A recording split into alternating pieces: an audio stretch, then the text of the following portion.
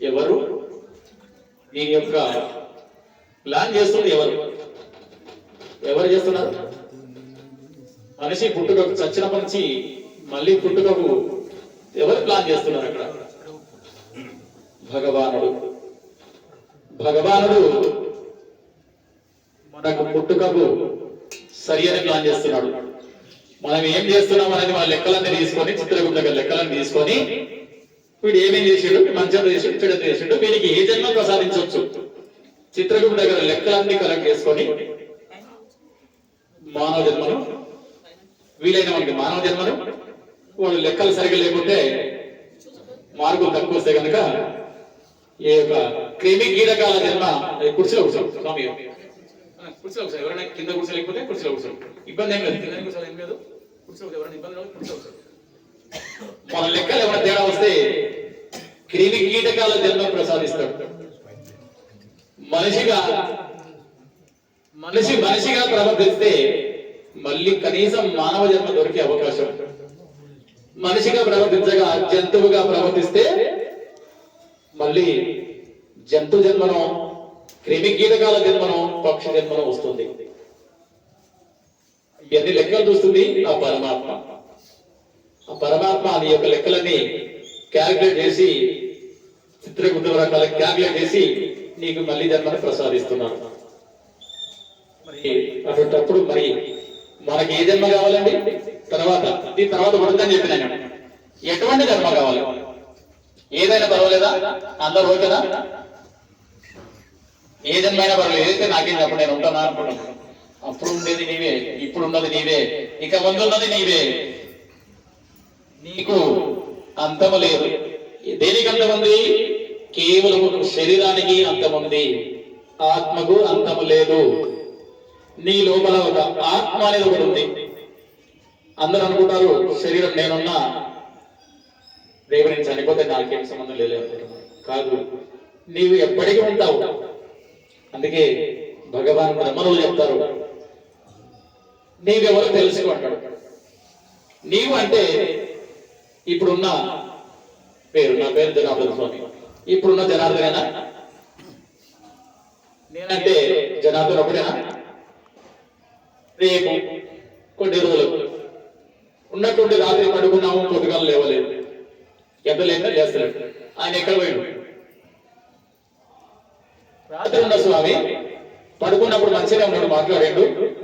Recently నిన్న మననే ఎన్నో సంఘటనలు మనం చూసినాం, మన కళ్ళారా చూసాం. మనం రాత్రి మంచిగా ఉన్నాడు, మనతో మాట్లాడాడు, తిన్నాడు, పండుకున్నాడు. పొద్దుగాలు లేపితే లేస్తలేడు, ఎంతసేపటి లేవలేదు, పోయి లేపినా కూడా ఎవరు లేస్తలేడు. ఆయన లేస్తలేదు, ఎంతసేపటి లేస్తాడు, పట్టి లేపితే బిగించుకోబెట్టి ఎక్కడికక్కడ బిగించుకోబెట్టు. ఏమైనా అప్పుడున్నాయనే ఇప్పుడు ఉన్నాడు, అప్పుడున్నాయనే రాత్రి ఉన్నాయనే ఇప్పుడు ఉన్నాడు. ఈయనవాడు మనిషి, ఈయనవాడు ఆ శరీరం ఈయనవాడు. మరి పోయింది ఎవడు? ఎక్కడ పోయినాడు? ఎవడు ఎక్కడ పోయింది? ఆత్మ అనేది ఒకటి ఉంటుంది. అది ఆత్మ నీకు అవకాశం ఉన్నంత వరకే ఉంటుంది, నీ టైం ఉన్నంత వరకు ఉంటుంది. ఆ తర్వాత దాని పని అది చేసుకుని వెళ్ళిపోతుంటుంది. నువ్వు చేసిన కర్మలకు అనుగుణంగా ఎంత నీ జీవితకాలం ఎంతైతే పరిమితం ఉందో ఆ జీవితం వరకే నీ లోపల ఆత్మ నీకు సంచరిస్తుంటది. అది అయిపోతే నీతో నాకు పని లేదని చెప్పి మనం ఎట్లా తిన్నాక ఇస్తరాక ఎంతసేపు పెట్టుకున్నాను కదా, భోజనం చేసినాక ఇస్తరాకుంటుంది ఎంతసేపు పెట్టుకున్నాం కదా, అట్లే ఉంటుందా? మర్చి గాయలో పెట్టుకోవడం ఎంత చేస్తాం మనం? మర్చి గాయలో మన మీద కదా, మనదే ఇస్తరాకు. ఇస్తరాకు మరి మనిషి పెట్టుకోవచ్చు కదా, గాయలో పెట్టుకోవచ్చు కదా, ఏమైనా పనికొస్తుంది మన ఇస్తరాకును. ఏ విధంగా అయితే ఇసిరి అవతల పడేస్తామో తిన్న తర్వాత, తినక ముందు దాన్ని ఎంతో పవిత్రంగా కడిగి తుడిచి ముందర పెట్టుకొని దాని దగ్గర గుంజుకొని అన్ని వడ్డించుకొని ఎంత కమ్మ ఉంది అని చెప్పి మనం తింటాము. అదింత తిన్న తర్వాత ఇస్తరాకును ఈడ్చి అవతల పడేస్తాం, చెత్తకుండా పడేస్తాం. అప్పుడు కుక్కలు నక్కలు చింపి చీరాకులు చేస్తాయి. అటువంటి ఇస్తరాకులు అటువంటి ఈ యొక్క శరీరం కోసమని మనం ఎన్నో కర్మలు చేస్తున్నాం. మిగిలింది ఆత్మ అనేది ఉంటుంది కదా, ఆత్మను మర్చిపోతున్నాం మనం. నీ లోపల ఆత్మ అనేది ఒకటి ఉందని మనం మర్చిపోతున్నాం. మనం శరీరం ఉంది అనుకున్నాం, నేనంటే నేను నీ శరీరం కనిపించేది మనం కనపడకుండా ఉంది ఆత్మ. ఆత్మ కనబడుతుంది ఎవరికైనా కనపడిందా? కొన్ని గాలి కనపడిందా ఎవరికైనా? గాలి గాలి కనిపించలేదా? ఎవరికి కనిపించలేదా? గాలి కనిపించదు. గాలి లాంటి ఆత్మ ఇప్పుడు వెళ్ళిపోతే ఎవరికి తెలియదు అసలు. ఇప్పుడు బాగున్నాయి, ఇప్పుడే లేదు, దర్శనం లేకుండా ఎంతమంది మనం గమనిస్తున్నాం, చూస్తున్నాం కూడా.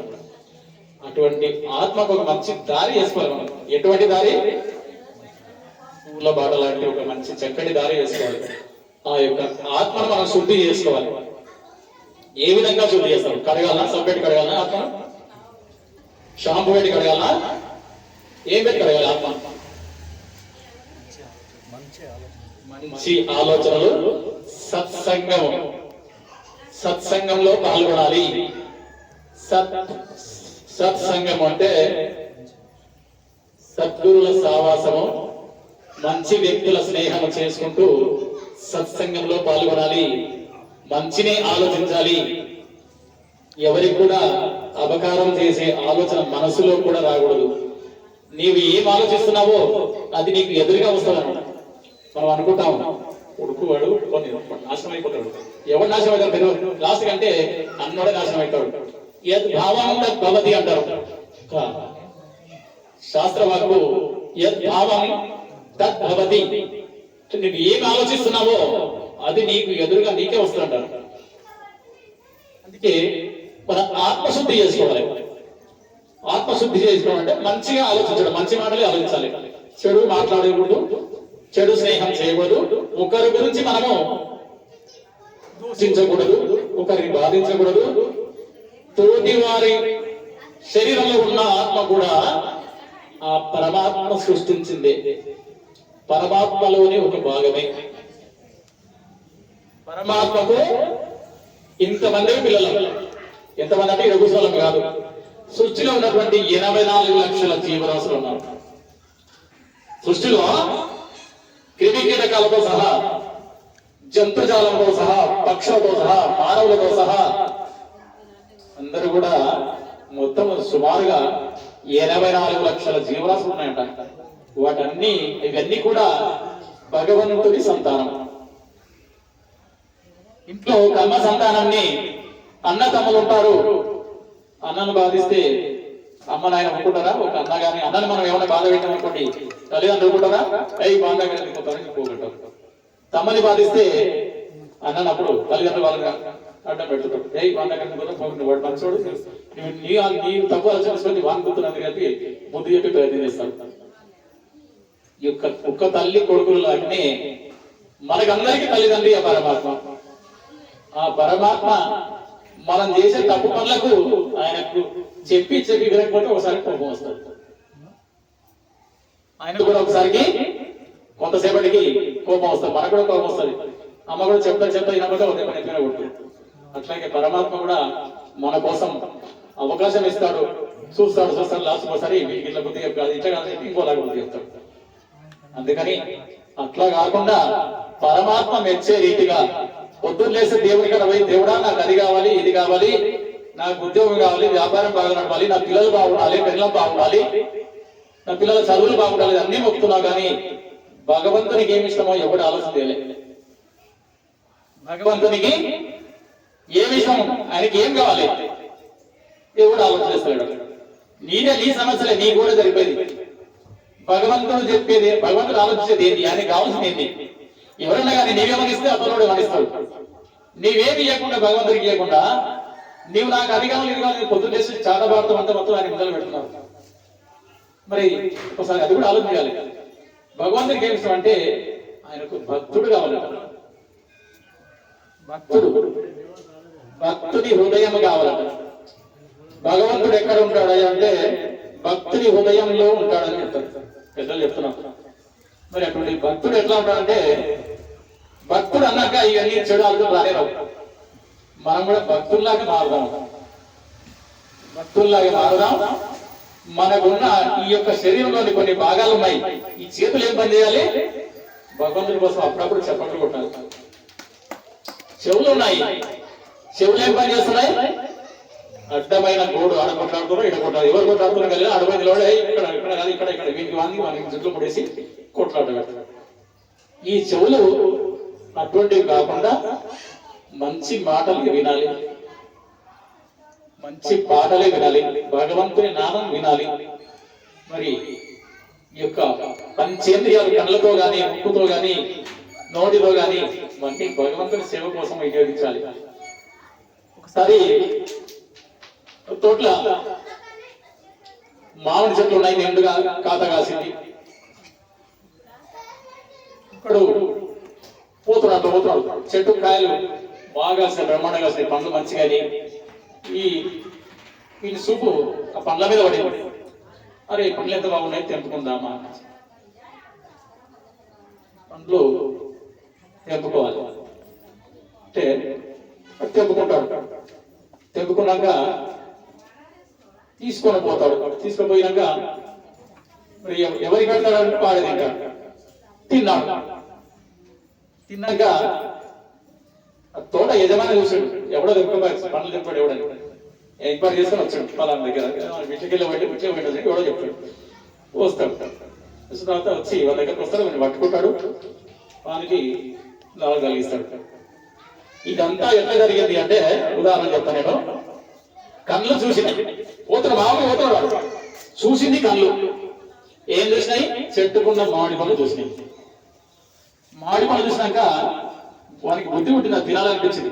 తెంపినవాడు చేతులు తెంపినాయి, వాని శరీరంలో ఉన్న చేతులు పళ్ళు తెంపినాయి. తిన్నదెవడు? నోరు తిన్నది.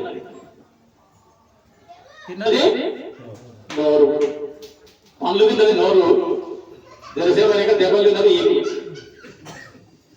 దెబ్బ తిన్నది ఈపులు.